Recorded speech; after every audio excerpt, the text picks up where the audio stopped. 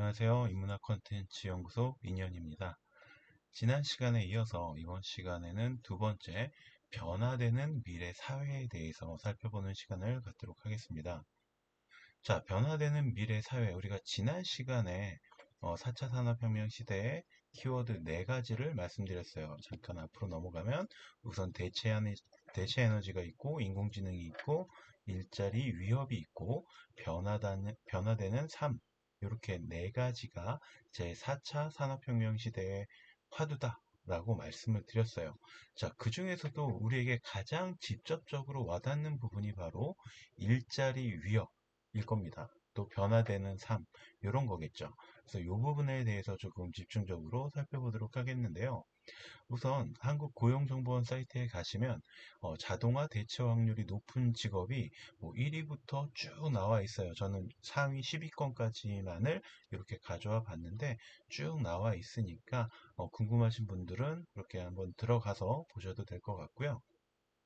자, 그래서 뭐 콘크리트공, 정유건 및 도축원, 그리고 고무 및 플라스틱 제조 제품 조립원, 청원경찰, 조세행정사무원, 물품 이동 장비 조작원, 격리사무원, 환경미화원 및 재활용품 수거원, 또 세탁 관련 기계 조작원, 택배원, 뭐 이런 일자리들이 가장, 그러니까 인공지능이 본격적으로 도입이 되면 일자리를 잃게 될 업종이다 라고 보고 있는 겁니다. 자, 그러면 이렇게 일자리를 빼앗길 사람들이 있으면 일자리를 빼앗기지 않을 사람들도 있겠죠. 자동화 대체 확률이 낮은 직업, 화가나 조각가, 사진작가, 사진사, 작가 및 관련 전문가, 지휘자, 작곡가 및 연주자, 애니메이터 및 만화가, 무용가 및 안무가, 가수 및 성악가, 메이크업 아티스트 및 분장사, 공예원, 예능 강사, 이런 사람들은 인공지능으로 4차 산업혁명 시기가 본격적으로 인공지능이 지배하는 시대가 오더라도 자신들의 어떤 직업을 잘 지켜나갈 수 있는 사람들이다 라는 의미예요. 자, 그러면 우리가 이렇게 사라지기 쉬운 직업, 사라지지 않을 직업을 살펴봤는데, 아, 이런 직업이 있구나 만 이해해서는 안 되겠죠.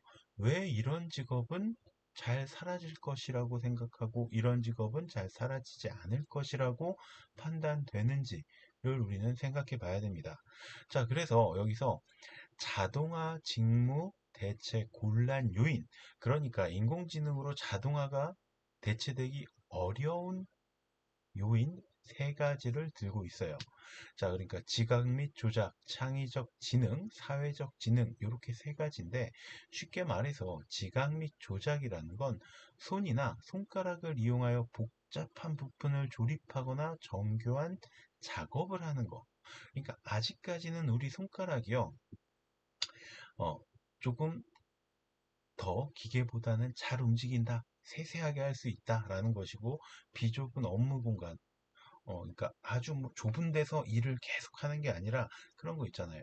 좀 땅굴 같은 데서 앉았다 일어났다가 또 이렇게 웅크렸다가 뭐 이렇게 했다가 뭐 해야 되는 좀 아주 불편한 자세를 취해야 되는 데서 일을 해야 된다라면 기계는 자신의 마음대로 이렇게 몸을 줄였다 이렇게 펼쳤다 하기가 굉장히 어려운 부분이기 때문에 이 관절이라든지 이런 것들이 어려운 것이기 때문에 조금 그런 것들은 어떻다? 자동화로 대체될 확률이 적다라는 건데요. 근데 중요한 건 이건 사실 어느 정도 기술적인 요인이에요. 기술이 발달하면서 결국 따라잡힐 수 있을 것들이다라고 볼 수 있는 거죠. 그런데 제가 지금 빨간 화살표를 쳐놓은 창의적 지능과 사회적 지능은 그렇지 않다는 거죠. 쉽게 말해서 창의적 지능이라는 건 창의력, 어떤 주어진 주제가, 상황이 있을 때 이걸 독특한 아이디어로 뭔가 내는 거, 또 예술, 음악, 무용, 미술, 드라마, 이런 것들에 대한 지식, 이걸 만들어내는 거, 이런 거는 아직까지 인공지능이 좀 발달이 된다. 기계적으로 발달이 된다고 해서 따라잡을 그런 능력은 아니라는 거죠. 그리고 또 사회적 지능, 사회적 지능이라는 건 사람을 파악하는 거, 협상하고 설득하는 거, 또 다른 사람을 도우려고 노력하는 거. 이런 것들은 인간적인 것이죠. 이건 인공지능이 할 수 있는 게 아니에요. 인간만이 가능한 겁니다. 그런 거죠. 어, 우리가 사람과 사람 사이에서 어떤 협상을 하고 설득을 할 때 가장 중요한 거는요. 사실 어떤 객관적인 자료, 지표, 뭐 비전 이런 것들도 있지만 이 사람과 나와의 인간적인 유대감 이런 것들도 굉장히 중요하다라는 겁니다. 그런데 우리가 인공지능과 인간적인 유대감을 가질 수 있을까요?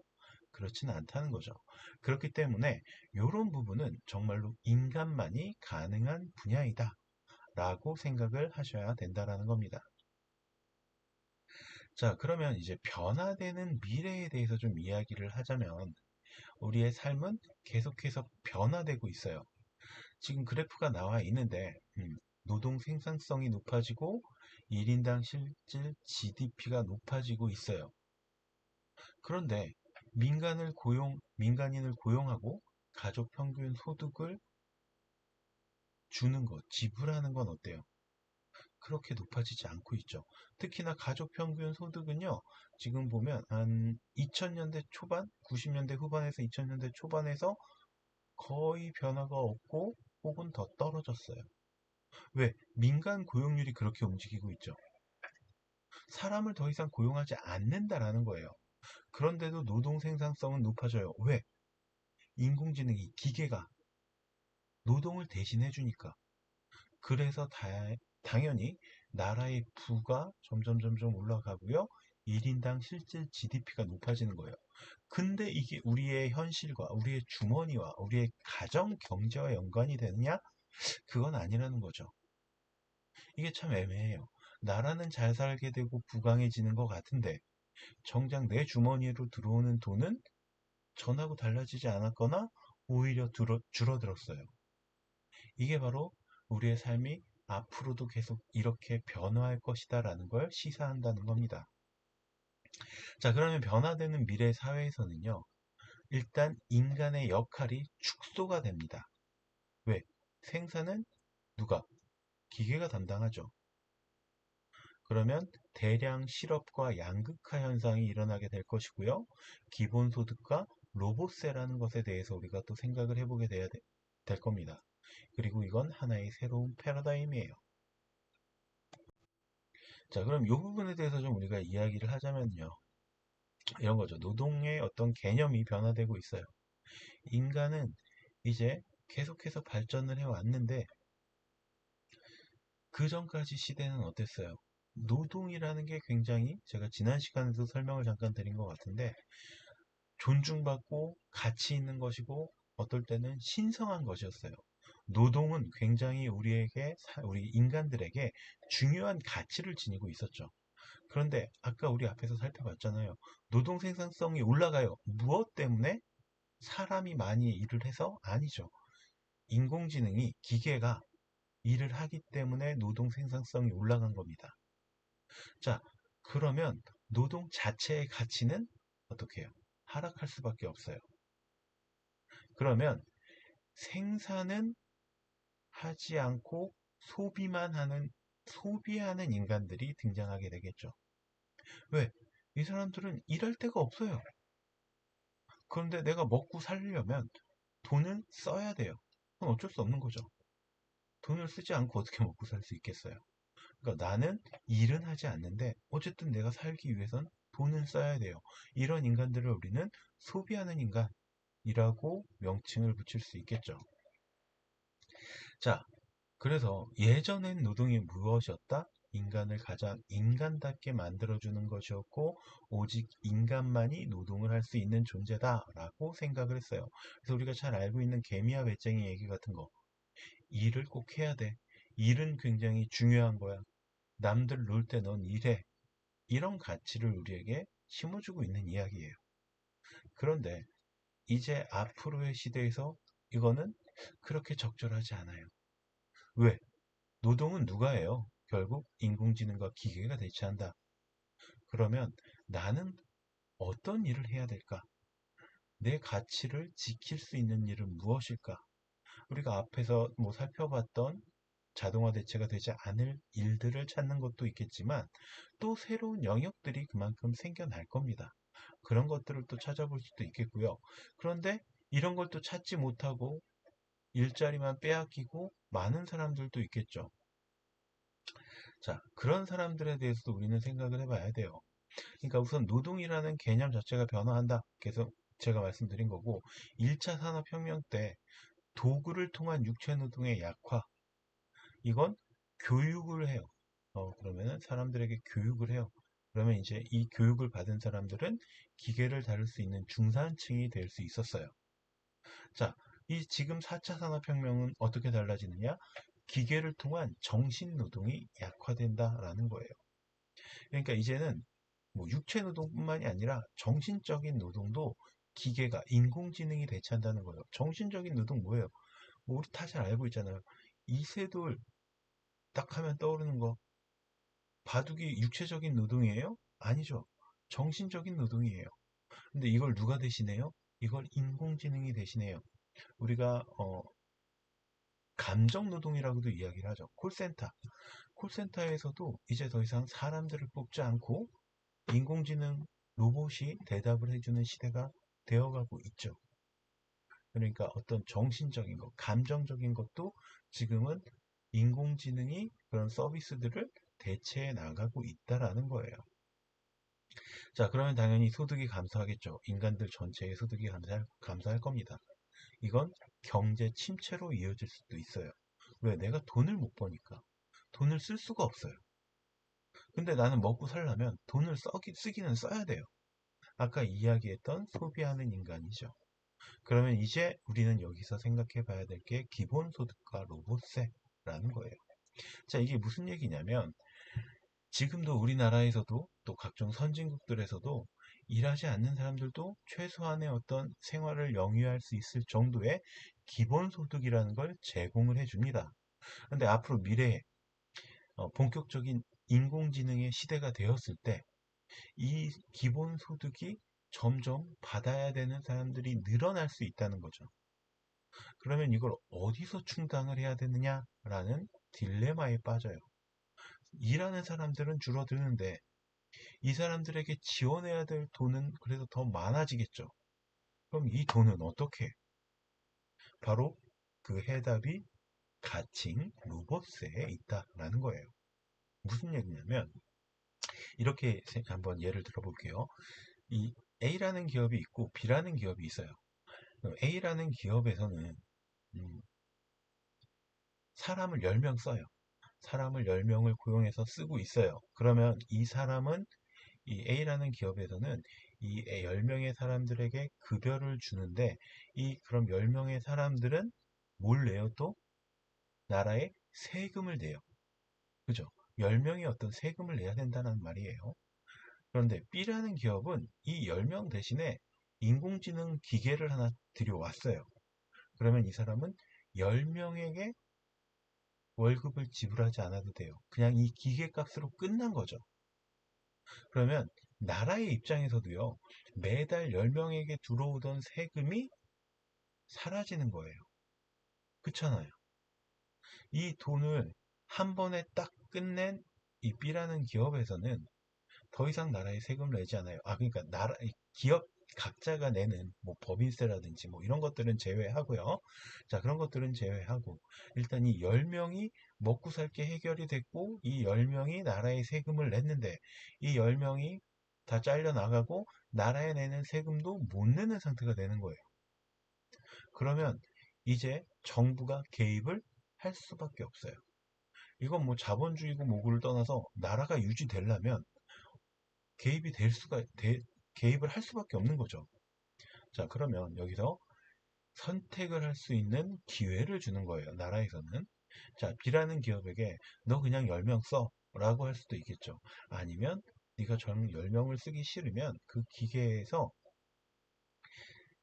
10명분의 세금을 정부로 납입을 해 라고 할 수 있겠죠. 그러면 이 B라는 기업은 선택을 할 수가 있어요. 그냥 내가 10명 쓸까? 아니야, 난 그래도 기계를 쓸래. 선택이라는 걸 할 수 있어요. 나라에 세금 내고 말지 뭐. 어떻게 보면 그게 또 이 사람한테는 현명한 걸 수도 있어요. 뭐, 사람은, 솔직히 말하면 자본가적 입장에서 생각을 한다면, 어, 해가 지날수록 연봉을 올려줘야 되기도 하고요. 야근이나 특근을 시키면 또 거기에 플러스되는 급여를 지불해야 되죠. 근데 기계는, 인공지능은 그렇지 않아요. 내가 작년에 이어서 오늘 작년, 재작년 3년차가 됐으니까 저한테 월급을 올려주세요라는 이야기를 기계는 하지 않겠죠.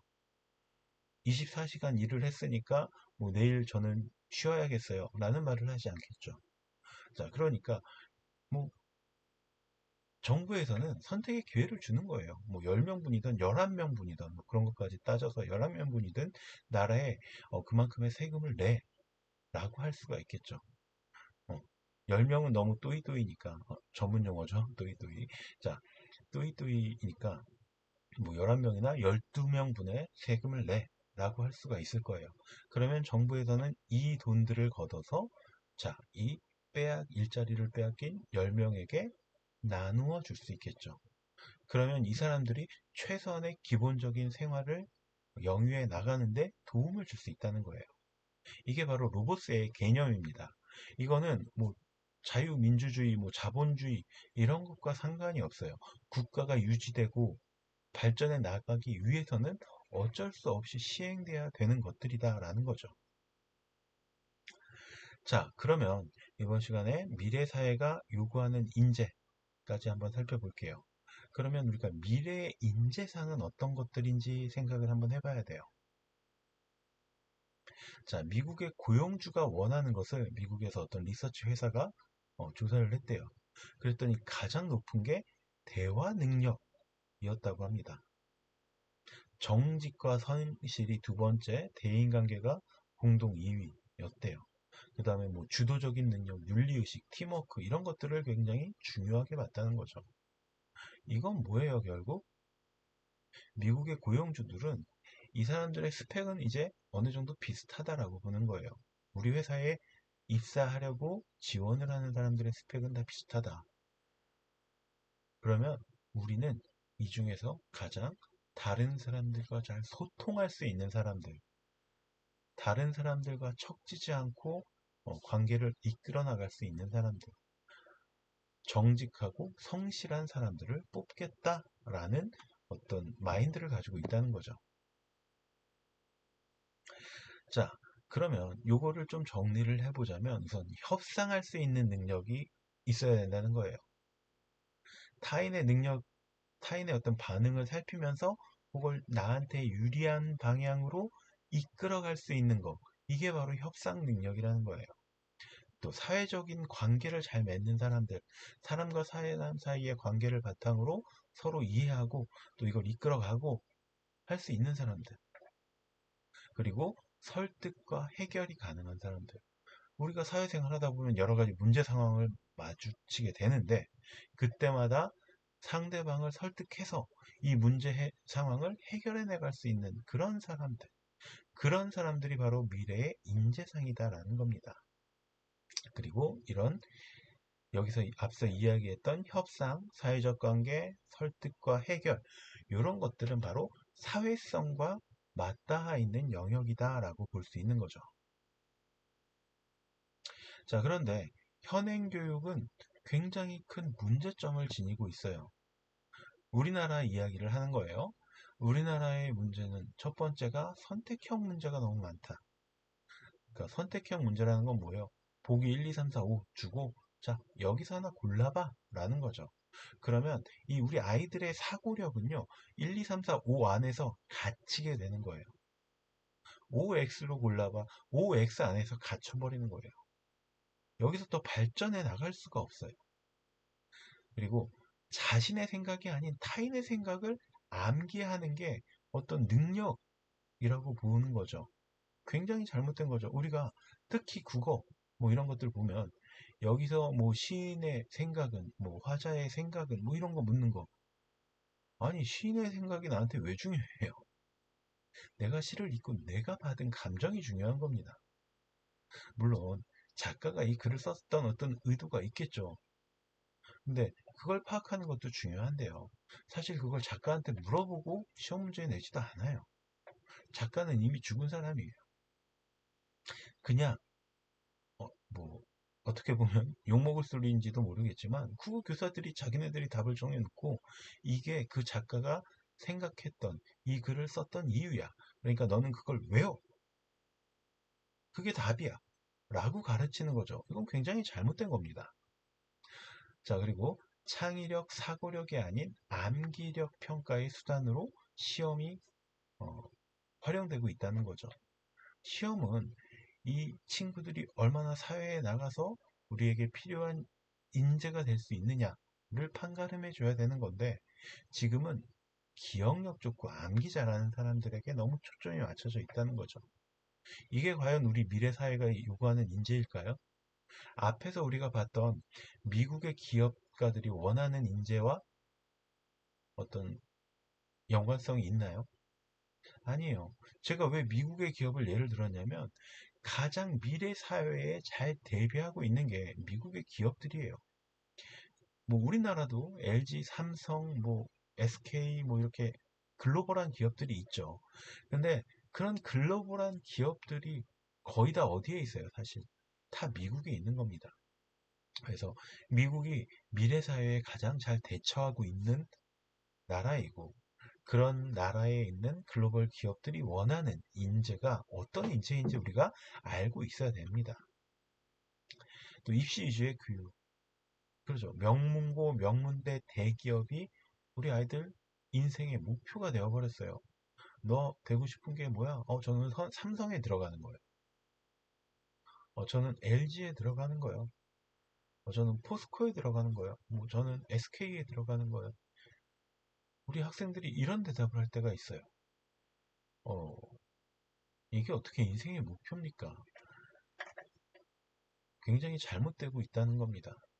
그리고 이런 것들이 인생의 목표가 되니까 대학의 어떤 서열화가 생겨나요. 그래서 뭐 제가 제 입으로 직접 말하진 않겠지만 뭐 스카이 뭐 어쩌고 저쩌고 저쩌고 해가지고 뭐쭉 지금은 뭐 태종태세 문단세 외우는 것처럼 이렇게 우리나라 대학 서열들이 이렇게 쭉 정해져 있다고 하더라고요. 이것도 굉장히 저는 이상한 일이라고 생각해요. 학교라는 게 대학교라는 게 내가 뭔가를 고등학교 과정까지 다 배우고 더 배우고 싶을 때 가는 거잖아요. 근데 지금은 그런 게 아니에요. 그냥 내가 더 좋은 기업에 들어가기 위한 어떤 자격증의 일종이 대학 졸업장이 된 거죠. 그래서 좋은 대학을 나왔으니까 난 또 좋은 직업을 가질 거야. 그리고 직업도 서열화가 됩니다. 대학 입학 후에도 자율성 없는 성인으로 성장을 해요. 그래서 요새 대학생들이 대학생이 되고 나서도 학원에 다니고 과외를 받는데요. 제일 웃겼던 얘기가 뭐냐면 1학년이 됐어요. 수강 신청을 하잖아요. 엄마 수강 신청 좀 해줘. 아빠 수강 신청 좀 해줘요. 이런 대학생들이 많다는 거예요. 나이가 20살이 된 성인들이 자신의 스케줄을 자신이 짜본 적이 없다는 거예요. 심각한 문제입니다. 여태까지 좋은 대학 들어오는데 엄마가 짜준 스케줄대로, 아빠가 짜준 스케줄대로, 뭐 선생님이 짜준 스케줄대로 움직여 왔던 친구들이라서 자신의 스케줄을 자신이 짜는 걸 못한다는 거죠. 교육이 이렇게 되면 안 되겠죠. 그리고 제한적인 평가 방법이 또 문제입니다. 공교육이 지닌 한계점이라는 게 분명히 있어요. 우리 아이들에게 다양한 선택을 해줄 수가 없다는 거죠. 공교육에서. 다양한 학생에 대한 전문가가 부족해요. 학생마다 자기가 되고 싶은 게 다 다를 거예요. 어릴 때 특히나 얼마나 다양해요, 우리 아이들. 그런데 이런 것들에 대해서 어떤 학교 내에 다 전문가가 있을 수 없죠. 그 수많은 사람들, 수많은 직업군의 어떤 전문가들을 학교에서 모셔오기가 어려워요. 자, 그러면 어디로 가야 돼요? 이 아이들은 결국 사교육으로 갈 수밖에 없어요. 뭐 우리 아들 같은 경우는 뭐 공룡학자가 되고 싶대요. 우리 학교에서 공룡 전문가, 공룡 뭐 화석 전문가 뭐 이런 사람들을 불러서 초청 강연을 뭐 한번 해줄까요? 뭐 운이 좋으면 해줄 수도 있겠지만 이게 굉장히 어려운 문제입니다. 그렇다고 그 초청 한번 해가지고 뭐 강의 한번 들었다고 뭐 거기에 대해서 얼마나 많이인 걸 알고 배우겠어요. 선택할 수 있겠어요. 그런 것 때문에 공교육이 가지고 있는 한계라는 건 굉장히 분명하고 사교육은 없어질 수가 없어요. 자, 그리고 또 교육은 획일화된 교육을 하게 될 수밖에 없는 거죠. 왜? 선생님들이 뭐 20명, 30명, 40명, 뭐 제가 학교 다닐 때는 뭐 50명, 60명 됐는데 지금은 한 2, 30명 된다고 하는 것 같은데 2, 30명 학생들의 어떤 수준에 맞게 수업을 할 수가 없어요. 그러면 딱 획일적으로 교육을 할 수밖에 없겠죠. 그건 어쩔 수 없어요. 선생님들이 잘못하는 건 아니에요. 그런데 사교육에선 가능하죠.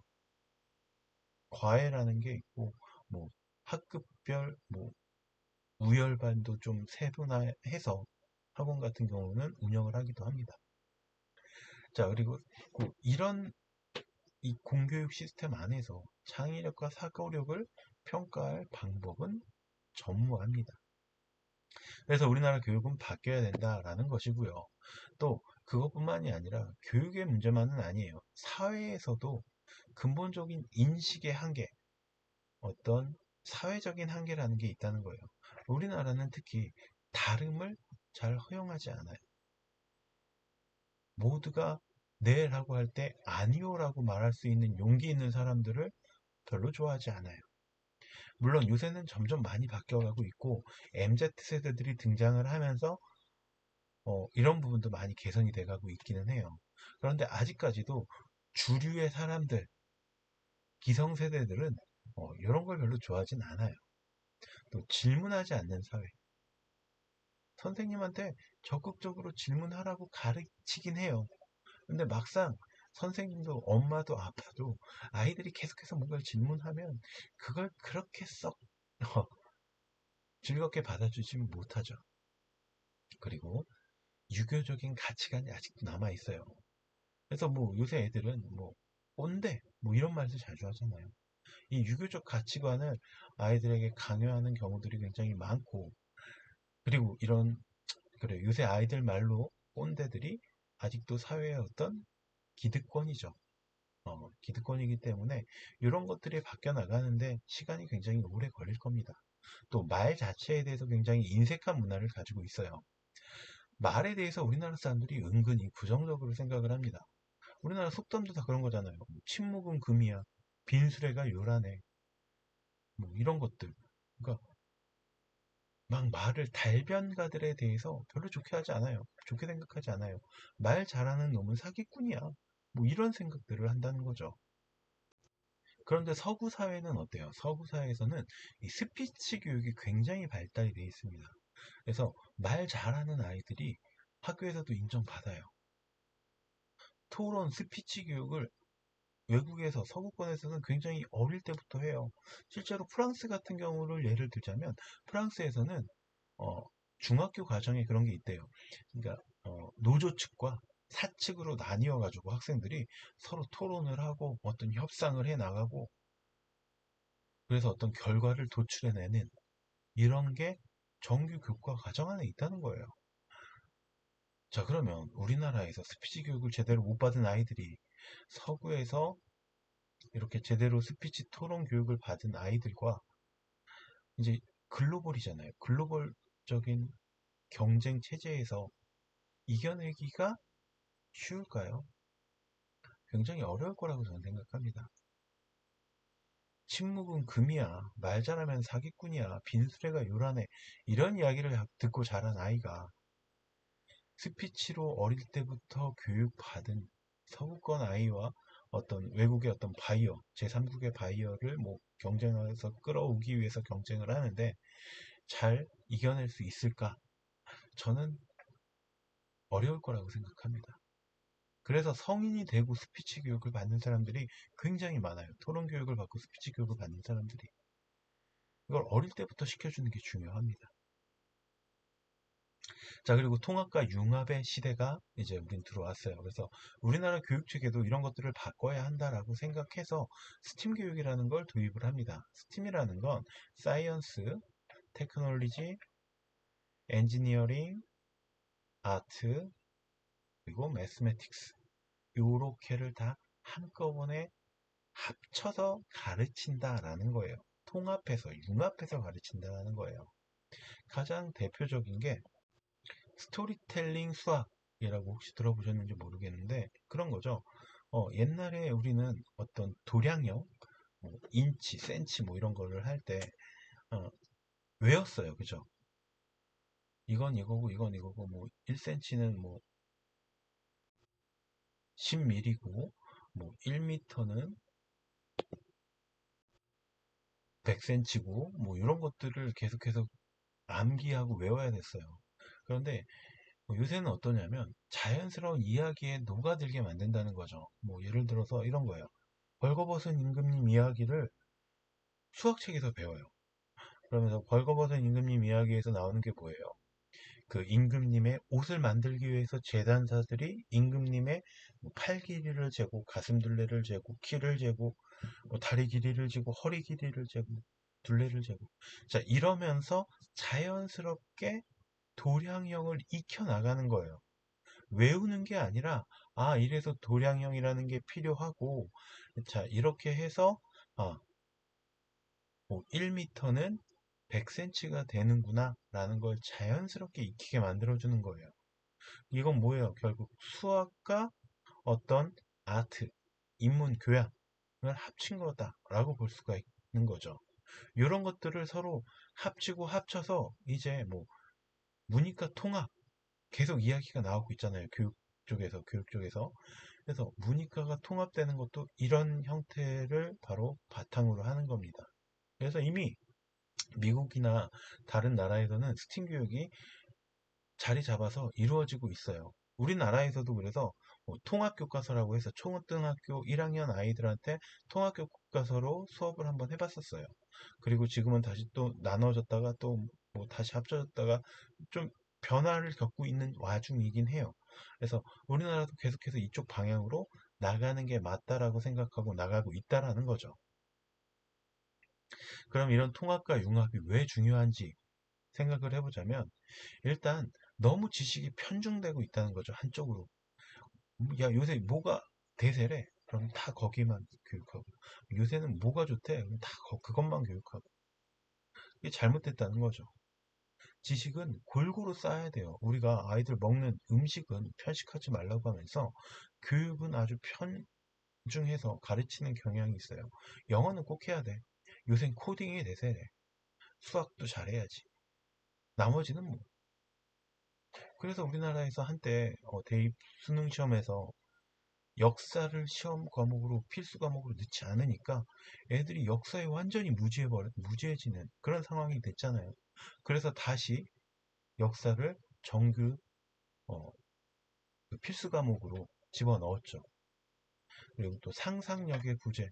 아까 이야기한 것처럼 계속해서 암기하고 그것만 외워서 시험을 보다 보니까 어떤 상상력을 아이들이 발휘할 수 있는 기회가 자꾸 박탈되고 있다라는 것이고요. 그러다 보니까 또 상식이 부족해져요. 기본적으로 아니 그걸 몰라? 라고 하는 것들을 저는 굉장히 많이 겪게 됩니다. 책을 많이 읽어야 돼요. 독서가 중요해요. 다양한 방면의 지식을 쌓기 위해서는 그리고 또 신문도 많이 봐야 돼요. 근데 요새 아이들은 그냥 신문 읽는 경우는 없죠. 뉴스를 봐도 헤드라인만 보고 넘어가요. 그런 일이 있었대 끝. 그게 왜 그런 일이 발생을 했고 그로 인한 결과가 어떻게 이루어졌는지 이런 것들에 대해서 관심이 없어요. 찾아보지도 않아요. 기본적으로 알아야 될 것들을 잘 모르는 거죠. 이게 바로 인문학적 소양이 부족하다라고 이야기할 수 있는 겁니다. 그래서 통합, 융합 교육이라는 게 새롭게 각광을 받고 있는 거예요. 전 세계적인 현상이에요, 이건. 자, 이렇게 통융합 교육을 받은 아이들은 복합적 문제 해결 능력을 가질 수 있게 돼요. 이게 무슨 얘기냐면 내가 어떤 일하고 있는 분야에 대해서 상황이 발생을 했어요. 그러면 이 문제 상황을 해결하기 위해서는 내 분야의 지식만으로 이제 해결되는 세상이 아니라는 거예요. 굉장히 세상은 복잡해지고 정교해졌고 커넥티드가 많이 돼요. 그러다 보니까 이 문제를 해결하기 위해서 내가 가지고 있는 내 전공 분야의 어떤 지식만으로는 해결하기 어렵다는 거죠. 다른 분야의 어느 정도 지식들도 가지고 있어야 된다라는 거예요. 혹은 그쪽 분야의 지식을 가지고 있는 사람과 유기적인 관계를 맺고 있던가, 인간적인 관계를 맺고 있던가, 이런 것들이 굉장히 중요한 시대가 되었다라는 이야기입니다. 그래서 제가 이제 말씀드렸어요. 미래 사회가 어떻게 변할 것인지. 첫 번째, 우리 인간들의 일자리가 위협받고 있다. 여기서 살아남기 위해서 우리가 어떤 능력을 키워야 되는지 정리를 해드렸고요. 그 다음에 가장 중요한, 그러면 우리 아이들이 지금 어떤 문제 상황들을 겪고 있는지, 우리 아이들에게 필요한 것은 무엇인지, 이런 것들도 정리를 해드렸습니다. 다음 시간부터는 이제 본격적으로 우리 아이들에게 가르쳐야 되는 것들, 어떤 걸 도대체 가르쳐야 되는지를 집중적으로 수업을 해서 제가 공부를 하고 여러분께 전달해 드리는 시간을 갖도록 하겠습니다. 긴 시간 동안 들어주셔서 감사하고요. 음, 앞으로 또 다음 강의에서 계속해서 만나 뵙도록 하겠습니다. 인문학 콘텐츠 연구소 인연이었습니다.